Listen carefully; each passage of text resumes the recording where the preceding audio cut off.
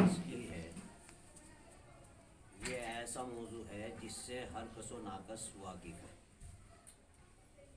आपने आपके हम शुक्रगुजार भी हैं। बहरहाल आप हजरात यानी सोशल मीडिया जो है वो लगातार जो किसान बैठे हुए हैं धरने पर अपनी जायज़ मांगों को लेकर के, तो उसी के हिमायत में ये प्रेस कॉन्फ्रेंस की जा रही है।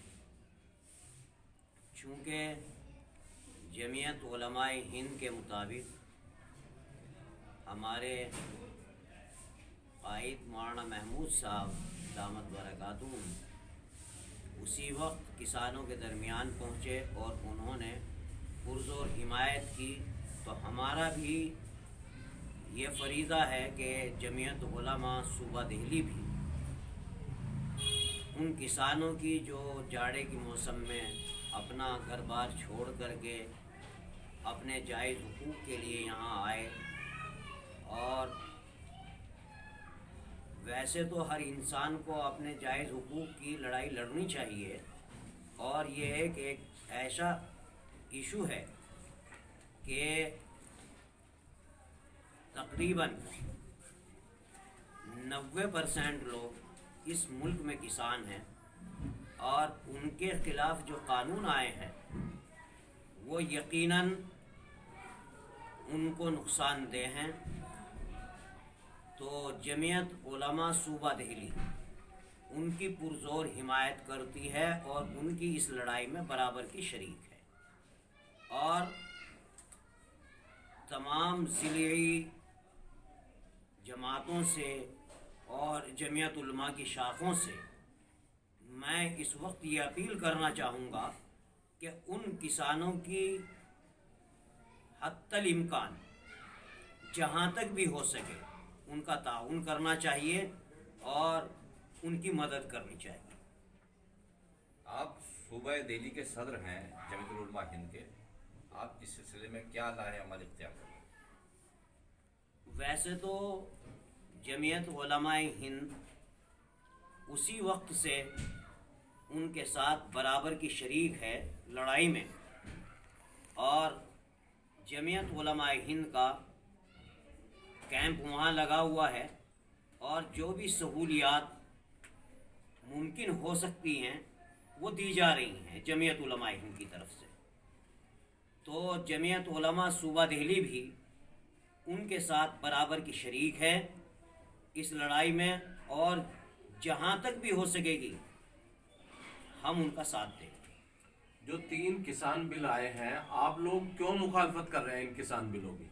देखो, सबसे पहली बात तो ये है कि हम सब किसान हैं और किसानों के घर में पैदा हुए, और दिल्ली में तो हम बाद में आए और हर चीज़ बाद में है।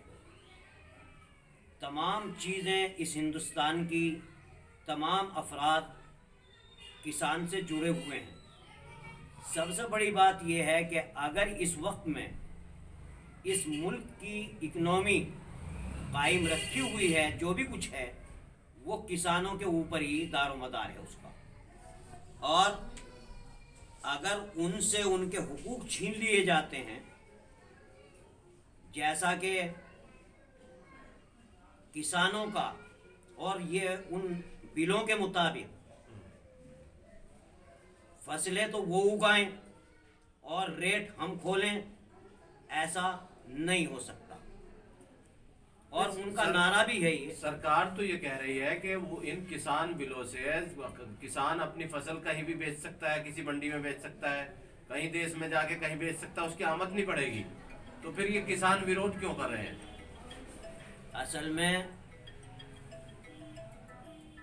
सरकार जो है, मैं ये समझता हूँ कि इन तमाम लोगों का बेवकूफ़ बना रही है। पूरे मुल्क के लोगों का बेवकूफ़ बना रही है। आपने देखा नहीं, सरकार ने अब कह दिया एमएसपी भी मानने को तैयार है। सरकार एमएसपी की मांग थी किसानों की, एमएसपी को भी मानने को तैयार है। मैं भी तो कह रहा हूं। बावजूद उसके किसान जो है, आखिर और क्या ऐसी छुपी हुई क्या चीज है ऐसी जिसकी वजह से किसान नहीं मान रहे? मैं बता रहा हूँ, एमएसटी पहले भी थी और आज भी है। इन्हें एमएसटी में एमएसपी कानूनी शक्ल देने में क्या क्या हर्ज है? ये क्यों नहीं तय कर पाते कि फसलों का एक दाम हो और जो भी किसान की फसल खरीदे उसी दर पर उसी भाव को लेकर के उनकी फसलें खरीदी जाएं। मैं देख रहा हूं गोभी के खेत लोग वैसे ही जोत रहे हैं, उन्हें उनकी बीज तक की कीमत नहीं मिल पा रही है। आपने देखा होगा कि जिस वक्त गेहूं की फसल थी तो उस वक्त गेहूं के रेट 1800 1900 ये थे और आज की तारीख में गेहूं के रेट 1400 1500 ये रेट हैं। तो उनकी जो फसलें हैं उनकी फसलों का मुआवजा सही मिलना चाहिए। केंद्र सरकार ने कई बार बातचीत करने की कोशिश की, लेकिन किसानों ने उनकी बात नहीं मानी या बात हल नहीं हो सकी और सरकार जो है अपना फैसला वापस लेने के लिए तैयार नहीं है। इस सिलसिले में आपका क्या कहना है? इस सिलसिले में कहना यह है कि देखो, सरकार की बात मानना, हर किसान सरकार की बात मानता हुआ आया और आज भी मानने को तैयार है, आज भी मानने को तैयार है। लेकिन बात की तरह बात होनी चाहिए, वैसे बात नहीं होनी चाहिए। बातों से मामला नहीं बनता। पहली बात तो यह है, ये जो 3 कानून लाए गए, ये 3 कानून ही किसानों के विरोध में हैं और किसानों के खिलाफ हैं। पहले इन्हें रिजेक्ट किया जाए, फिर किसानों को बिठाया जाए और बिठा करके तब कोई लाही अमल तैयार किया जाए, ये तरीकाकार होता है। अब ये तो कोई तरीकाकार नहीं हुआ। तो मैं सरकार से भी, मैं सरकार का विरोधी नहीं हूं, मैं सरकार से भी ये अपील करता हूं कि किसानों की आवाज को सुनना चाहिए, किसानों के साथ बैठना चाहिए और जो चीज विरोधी हैं उन्हें खत्म करना चाहिए और जो उनके हुकूक में सही साबित हों, जायज हुकूक हों, उन्हें देने चाहिए। जब मोदी सरकार भी तैयार है ये कहने को कि हम हर तरीके काम करने के लिए तैयार हैं आपके हित में, एमएसपी पूरी तरीके से किसानों के हित में है, उस सूरत में भी अगर किसान तैयार नहीं होते, इसका आपके ये क्या नजरिया है? क्यों नहीं मान रहे हैं? क्या पेच फंसा हुआ है? सबसे पहली बात तो ये है कि किसान जो हैं वो ज़बानी जमा खर्च पर नहीं मानेंगे। ज़बानी जमा खर्च पर पूरे मुल्क का बेवकूफ़ बनाया गया, आपने देखा।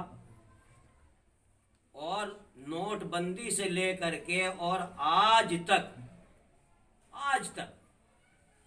जितना भी कहा वो किया नहीं गया।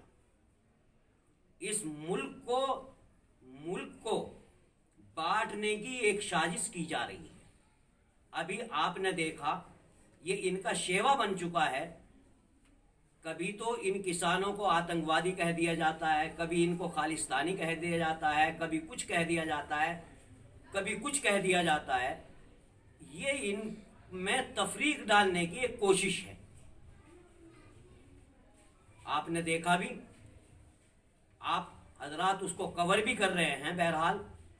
और एक ट्रोली टाइम्स उन्होंने अखबार भी निकाला, उसकी जरूरत क्यों पड़ी? उसकी जरूरत क्यों पड़ी? ये तो एक अलमिया है।